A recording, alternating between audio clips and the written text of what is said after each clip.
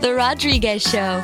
And we are back on The Rodriguez Show. And we have our first guest. He's already been hanging out with us on the show.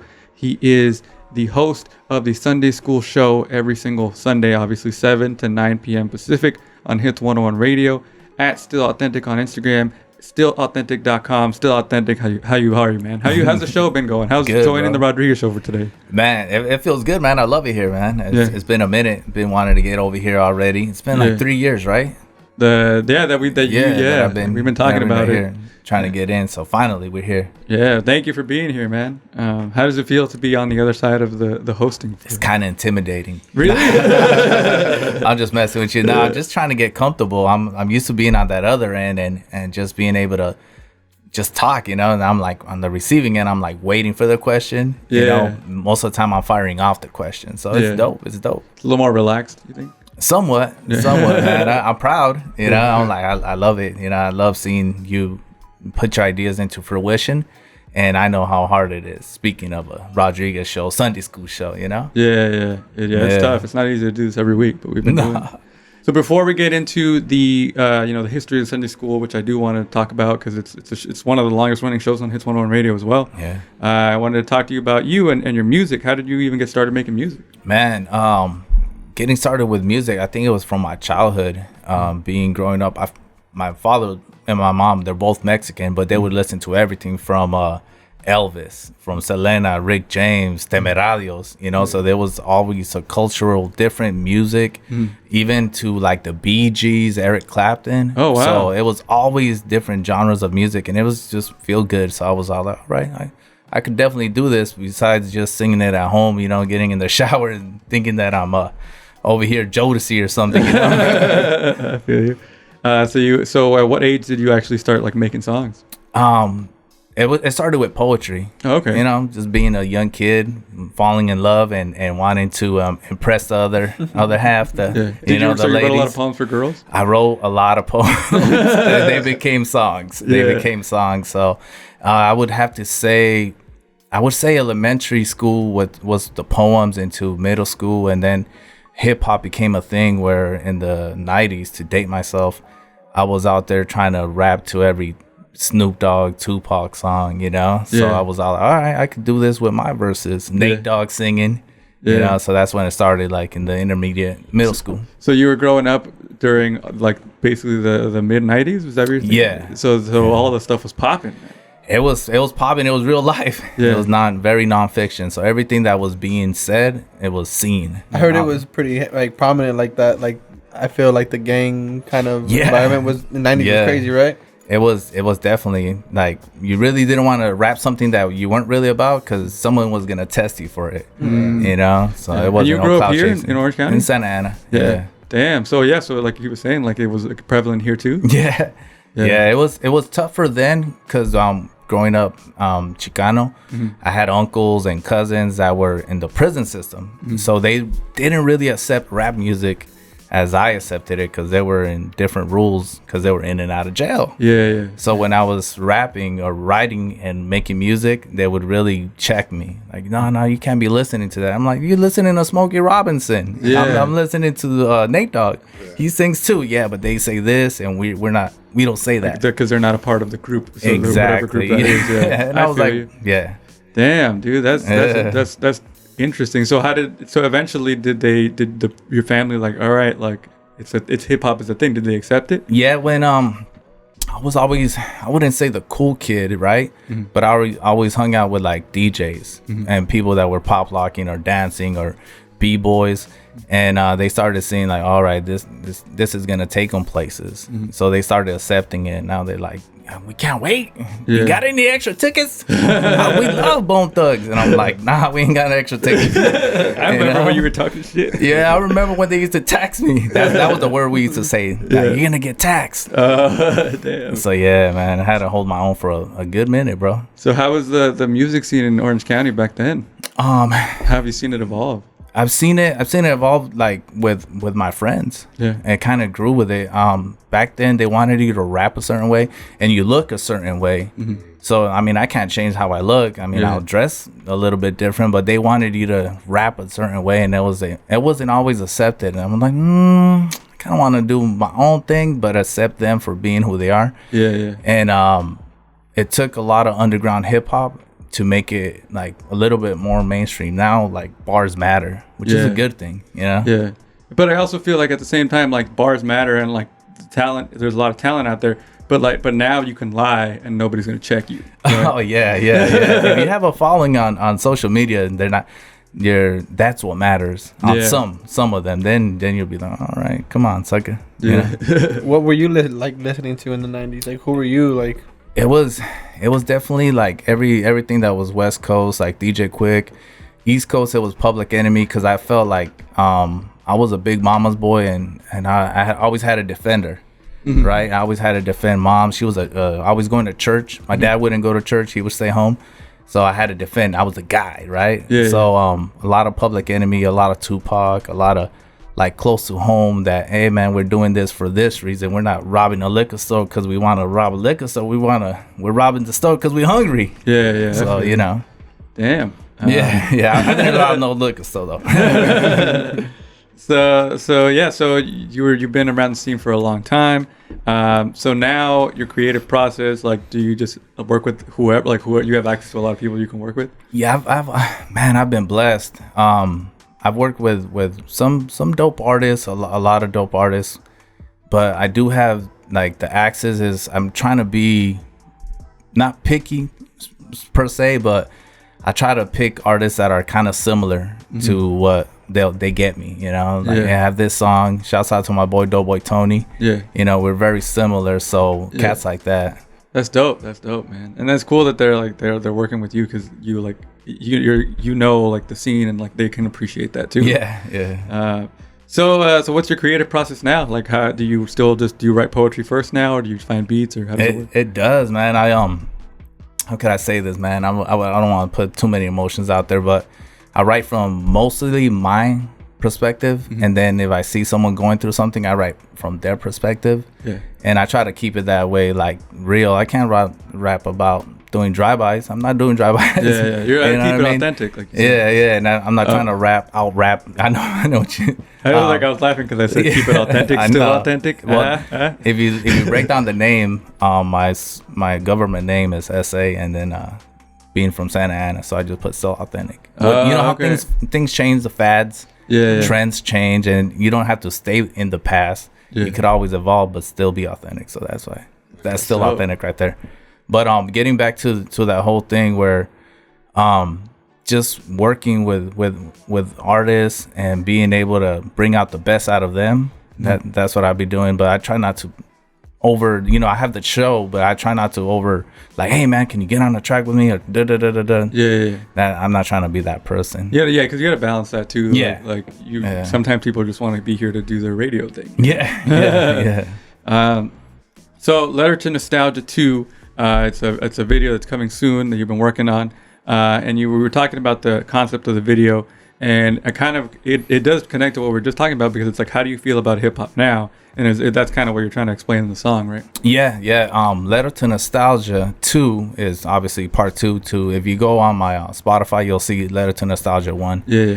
It's a open pen letter to me talking to hip hop, like talking about how much I love her, and I use I went through the common route where I used different songs to express myself to her, where she could understand it. And I'm talking to, everybody thinks it's a girl, but it's actually hip hop. Yeah. So Letter to Nostalgia 2, L2N2, I'm talking to her in a frustrated manner. Like I'm frustrated that I'm not seen for how dope I really am. Yeah. And I'm kind of throwing a tantrum there, but I'm still loving her. Like, I'm still telling her, like, dude, you mean the world to me. Like, what do you mean I'm not accepted here? Like, I'm doing all this for you, and I'm doing this.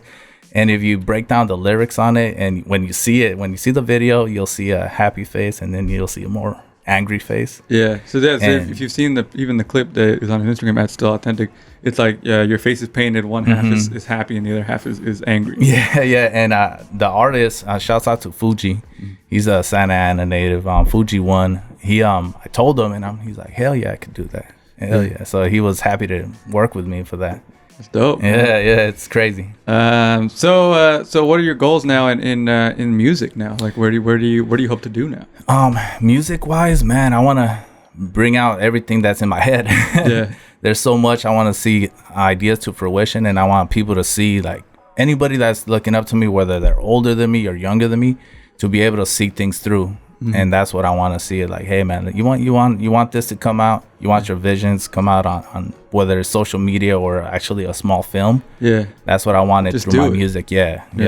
And that's good, man. And I see you doing the steps to do that. Like, what is it's just about building the right team, right? Yeah, it's always about the right team, and the team has changed. You know, the team has changed, but the show doesn't. You know, the show must go on, type of thing. Yeah, and I work with a lot of very talented people that help me put that out. Shouts out to my boy Supernatural Frequency, Ivan. I give him an idea. I'll send him a message on Instagram. Hey, you think we could pull this off? This is what I'm thinking. All right, be here by Wednesday or be here by noon. And guess what we're doing? Just putting the pieces together. I'm like, all right, what else you want? I'm like, do this, do that. And he just working with me. He's like, dude, like crazy. Like, I wish I could share what's gonna come out, but it's gonna come out. Oh shit! You have to wait for it to come out. It's that one word. Nice. So let's talk about the Sunday School show. So I know that you were a guest on a Hits 101 radio show, and then you liked it so much that it became a show, right? Yeah. I was a guest on the Jump Off with my boy Milad, and my boy DJ West Coast Renegade put me on. He's like, hey man, he was helping me out with some music, and I was all like, hey, let's we did Inebriated 714 Days, like my first 2 songs I ever recorded, and those are only on YouTube. And I was a guest on Milad's show, The Jump Off, and ever since then I was all like, dude, I could do this. And West Coast Renegade was like, hey, you wanna do a show? I was like, yeah, but the only day I could do it was Sunday. So he was all like, what are we gonna do? Let's school him. So that's why it's Sunday So we went Sunday school show, you know? Nice. And that used to be in the mornings, right? It used to be 10 to 12, yeah. It used to be 10 to 12, and then my 9 to 5 changed, so my time frame had to change. Yeah. So we switched it to 7 to 9 now. And you do that with Cookster? Yeah, with Cookster, DJ SEB, and DJ Abstract. Nice. And how long ago was that? 3 years ago that we made the time change. Well, actually, I'm sorry. The time change, we did it a year ago. But we've been together for 3 years, and then a year with a DJ West Coast Renegade. Nice. So what have been some of the highlights so far? Some of the artists that I've met, shouts out to OG Suicide, Cassius, Epidemic, Bugsy Nino, Supreme Cerebral, one of the dopest MCs that I was a fan. And then through the show, I was able to bring him in. And we built a relationship, and he's gonna be on my album. Nice. It's gonna be some boom bap. If you like boom bap, bro, Supreme Cerebral. He's got it. Oh man, that's dope, man. That's really cool that you're like, you were able to build a relationship with these artists when they come in, and it's organic, like you said. You're not trying to force, like, hey, come on, work with me. It doesn't feel like it, you know. Yeah, nah. So what have been the challenges so far? The challenges, I'm gonna be real with you, being the availability to run a show. You know, if you've seen it, sometimes I'm here by myself or with Cookser, or because everybody has lives, and then we're over here trying to push a dream, grind it out, and that would be one of the biggest challenges. And family being like, oh, you're gonna do your show, why can't you hang out a little bit longer? And that was one of those things where I'm on like, tune in, tune in and find out, let me go over there. So, because it is tough when it's like you have to have everybody's support, and it's like I was lucky that my wife supports and she helps out. She's here too, but it's like, and everybody's life is different too, so it changes, and stuff can fluctuate, and like you get a job and you can't come in. Like you said, you had to change the time of your show. Some people can't even change the time; they just have to give up because they have to work. So it's I still commend you for 3 years of keeping this thing going, because I think me and you and maybe Milad are the only ones that can have shows that last that long. A lot of people, they start a show, not even like on Hits 101 Radio, like people that do like podcasts or anything, like they'll start a couple months in and they just give up because it's too hard. It's a lot of work. It is a lot of work, and from the outside looking in, and we have a blast. We have a good ass time, and sometimes I'm that person that says, like, hold on, everybody focus. We're doing this now. And I'm the bad guy, bro. I'm the bad guy because I have to control everything. I'm like, nah, we're not doing that right now. So It's tough. It's tough to be like a leader in that sense too. It's not easy. Well, all right. Well, we're gonna play a couple of a few of the songs you sent me. They're great, featuring some great artists. But we have a couple segments we want to do with you real quick before we get to that. We have this segment called 60 Seconds With. This is a lightning fire round. I'm pulling up the questions. All right. So the first thing that comes to mind when I give you these questions that just disappeared on me, and I'm gonna narrate as I. Okay, here we go. You ready for this? Yeah, let's do it. All right. 60 Seconds with Still Authentic on the Rodriguez Show. Favorite cartoon character? Tom and Jerry. Favorite song right now? It'd be Thug's A Lonely 2, Tupac. One word describe you when you were a kid. Superhero. Do you have a hidden talent? I could actually sing. Oh, nice. Indica, sativa, or hybrid? I don't, but it would be sativa. Nice. Netflix, Hulu, or HBO? HBO. Name of your best friend in high school? Mike. Do you have a first CD you ever bought? Dog Style. First song you illegally downloaded? Legally downloaded, that would be Nate Dogg. Nice. I don't know that song, I'm sorry. Just favorite movie? Favorite movie, that would be The Outsiders.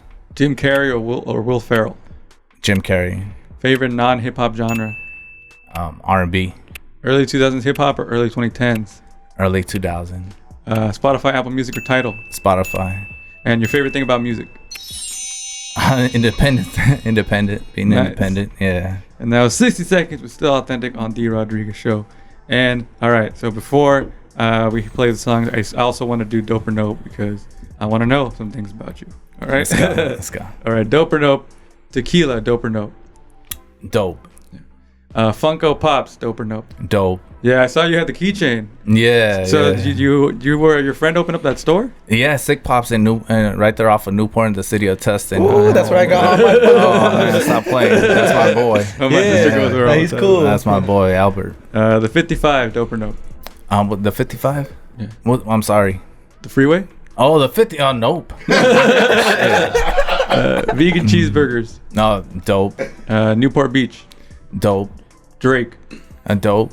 And country music. Oh, it's dope too. Nice. Yeah. I love country. I'm telling you, my hidden talent to sing. Yeah. Sing country? Yeah. Oh, nice. Whatever, dude. Baby lock. Can I say I'm a supernatural frequencies gonna get mad. I'm doing an Elvis cover. You are? Oh shit. With in a dope way. Oh shit. Yeah, man. Should have been on the soundtrack. Wait for it. Oh man. All right, so we're gonna play 3 of your tracks. Tell us about these tracks we're gonna play. Oh man, the first one, Stacks on Styles featuring Doughboy Tony. Mm-hmm. On that one, I wanted to showcase different styles of hip hop.